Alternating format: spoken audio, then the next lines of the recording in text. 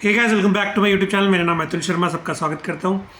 तो आज बात करते हैं जी प्रीलिम्स के बारे में। बात करें कैसे तैयारी करें, क्या करें।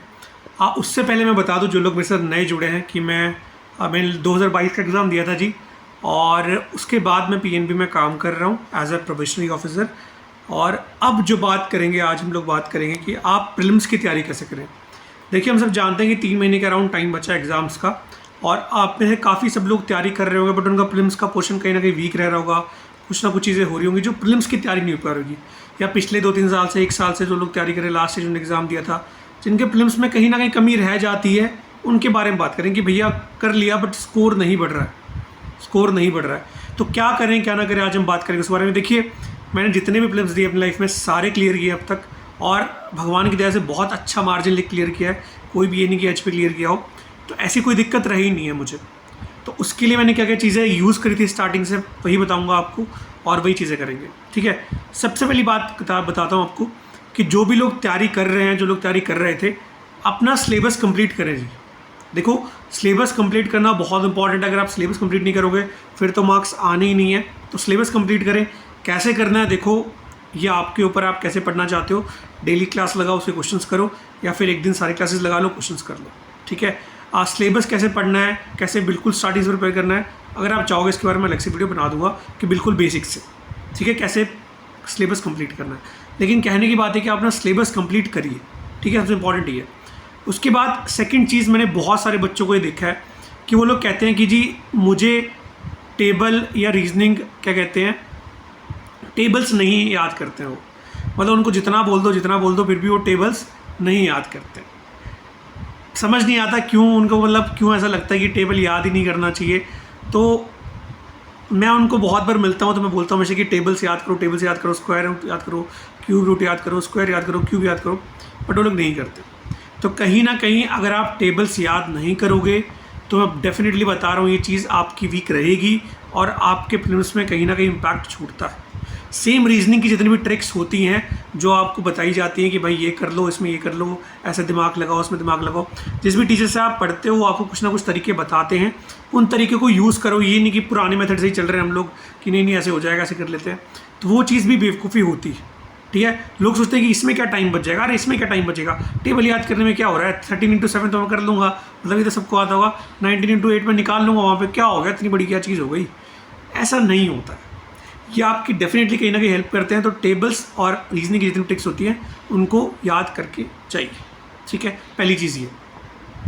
नेक्स्ट बात करते हैं, देखो आपके पास जितने भी क्वेश्चंस आते हैं, ठीक है, जो आपका अटेम्प्ट इंक्रीज कर सकते हैं। कहने का मतलब क्या है कि जैसे ये वाले क्वेश्चन होते हैं, सिंप्लीफिकेशन हो गया, स्पीड मैथ्स हो गया, क्वाड्रेटिक इक्वेशन हो गया, ठीक है, आपके पास स्लॉग्स हो गया, रीजनिंग वाली इनइक्वालिटीज हो गई, ठीक है, कोडिंग डिकोडिंग हो गया, और जैसे और भी बहुत सारी चीज़ें जो रीजनिंग का miscellaneous part plus speed maths जो है, ये ऐसे क्वेश्चंस हैं जो आप क्या कहते हैं, अटेम्प्ट बढ़ा सकते हैं, नंबर ऑफ अटेम्प्ट्स बढ़ा सकते हैं। अगर आप इनको सीरियसली नहीं लोगे, इनकी प्रैक्टिस नहीं करोगे, तो बहुत आप पीछे रह जाते हो। तो पहली बात मान कर चलें कि आपको डेली लेवल पर स्पीड मैथ्स की, रीजनिंग की, इन सब की प्रैक्टिस करनी है, ताकि ये आपकी हेल्प करेगा ना कहीं पे। ठीक है, तो इन पे फोकस करें, इनको ऐसे छोड़ ना दे कि हाँ मेरे तो कैलकुलेशन हो गया, आज क्या करना छोड़ो। ठीक है, तो डेली पढ़ने के साथ साथ मैं जैसे क्या करता था, मैं पहले क्या करता था, मैं 2 क्विजेस लगाता था। ठीक है, सिंप्लीफिकेशन की, 1 क्विज लगाता था क्वाड्रेटिक की, और 1 लगाता था नंबर सीरीज की। इसके साथ साथ मैं फिर ऐसे करता था कि 20 क्वेश्चन कर लिए एक दिन स्लॉग्स के, 20 क्वेश्चन कर लिए मैंने एक दिन इनइक्वालिटी के, 20 क्वेश्चन मैंने कर लिए एक दिन क्या कहते हैं नंबर सीरीज का, उसके कोडिंग डिकोडिंग के, ऐसे उसके 20 क्वेश्चन करता था। तो आप डिसाइड करिए कि आपने क्या करना है। लेकिन जैसे ये पोर्शन तो मैं डेली करता था, उसके साथ साथ रीजनिंग की 20-20 क्वेश्चन करता था जो मिसलेनियस पोर्शन के। तो ये आप अडॉप्ट कर सकते हैं चीज़ें, ताकि आप उन क्वेश्चन पे फोकस करें जो आपके अटैम्प्ट इंक्रीज कर सकते हैं। नेक्स्ट चीज़, जब भी आप स्टार्टिंग में प्रिपेयर कर रहे हैं, प्रीलिम्स के लिए प्रिपेयर कर रहे हैं, तो आप बहुत टाइम तक फुल लेंथ मॉक टेस्ट पे ज़्यादा फोकस ना करके, मतलब दे लिया हफ्ते में 2 हफ्ते में 1 दे लिया, लेकिन मोस्टली फोकस रखिए अपना सेक्शनल पे और टॉपिक वाइज क्विजेस पे। ठीक है जी, जो भी आप टॉपिक पढ़ते हैं उसको बार बार प्रैक्टिस करें, ताकि उस टॉपिक में आप बिल्कुल परफेक्ट हो जाए। मैं बार बार कहता हूँ कि जैसे अगर आपको कहीं ए से बी जाना है, सपोज करते हैं आपको ए से बी जाना है, और अगर आप पहली बार जाते हो तो आपको हो सकता है टाइम लगे, क्योंकि आपको रास्ता नहीं पता, आप बार बार किसी से पूछोगे, आप कोशिश करोगे कैसे जाना नहीं जाना। लेकिन अगर आप 4-5 बार चले जाओगे इस रास्ते से तो आप हो सकता है बहुत जल्दी चले जाओ नेक्स्ट टाइम। तो यही चीज़ इसमें काम आती है कि आप बार बार अगर ऐसे एक टाइप के क्वेश्चन प्रैक्टिस करोगे तो आप उनके यूज टू हो जाओगे, आपको पता होगा क्वेश्चन किस तरीके से करना है, कैसे अप्रोच करना है, क्या क्या इसमें फॉर्मूला लगाना है, क्या हर एक चीज़ होनी है। इसलिए ज़्यादा से ज़्यादा क्विजेस करेंगे टॉपिक के ऊपर, टॉपिक वाइज जो क्विजेस करेंगे तो आपकी वो हेल्प करेगी, डेफिनेट सी बात है। तो डेली आप कोशिश करिए, जैसे क्विजेस हो गई ये वाले तो कर रहे हो आप, ठीक है। और जब भी आप सेक्शनल दे तो एक सेक्शनल लगा लिया डेली का, कोई भी लगा लिया तो ये ज़रूर लगाएं, ठीक है। उसके बाद बात करते हैं, मैंने बताई दी आपको कि डेली हाँ क्विजेस की बात हो गई। अब बात करते हैं पजल्स और डीआई की। देखिए मान लो आपकी स्पीड बढ़ गई, मान लो ये आपने क्वेश्चन कर लिए, आपने क्वांटिटी क्वेश्चन कर लिए 20-35 में से, आपके पास टाइम बचा है 10 मिनट। अब उन 10 मिनट में आपको 3 पजलें बनानी है, ठीक है। अब अगर आप पजल्स की प्रैक्टिस नहीं करोगे तो हो सकता है आपकी 2 बन जाए, 1 छूट जाए, हो सकता है आपकी 1 बन जाए, 2 छूट जाए। लेकिन यहाँ ये क्लैरिकल की बात कर रहा हूँ, हो सकता है पीओ में आपके 1-2 ही बने, इतनी ज़्यादा ना बने। लेकिन अगर आप क्लैरिकल में हो तो आपको 3 बनानी पड़ेगी। तो वहाँ पर आपको ये समझने वाली बात है कि अगर आप स्पीड मैथ्स पढ़ लोगे और पजल्स पे फोकस नहीं करोगे तो आपका फिर भी नंबर कम रह जाएगा, और अगर पजल्स कर लोगे और स्पीड वाली चीज़ें नहीं करोगे तो उस पर भी कम रह जाएगा। तो आपको दोनों चीज़ों को बैलेंस करके चलना है जी।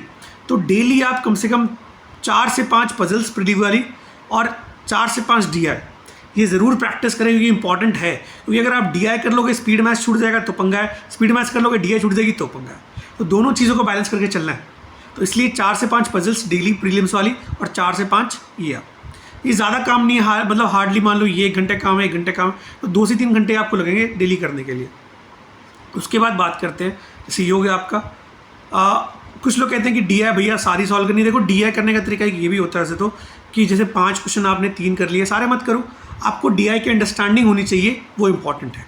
उसके बाद जी मैं हमेशा कहता हूँ मेरा 6 पॉइंट जो है, 6वां पॉइंट जो है बहुत ज़्यादा इंपॉर्टेंट है। काफ़ी ज़्यादा लोग इसको डिनाई भी करेंगे, मानेंगे भी नहीं। भाई देखो कोई भी चीज़ स्किप मत करो, कोई भी चीज़ स्किप मत करो, कि बहुत इंपॉर्टेंट होता है हर एक चीज़। अभी आपके पास टाइम है, आप कर सकते हो प्रिपेयर, तो कोई भी चीज़ स्किप मत करो, कि आने वाले टाइम में स्पेशली मीन्स में बहुत दिक्कत आती है। सोचते हैं कि अच्छा अर्थमेटिक का मेरा ये टॉपिक भी कैसे छोड़ देता हूँ, ये छोड़ देता हूँ।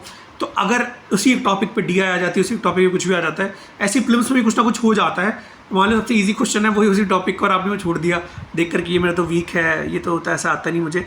तो कोई भी चीज़ स्किप मत करो, आपके पास टाइम है। अगर आप कोई चीज़ वीक पढ़ रही है उस पर स्पेशल अटेंशन दो, उस पर फोकस करो।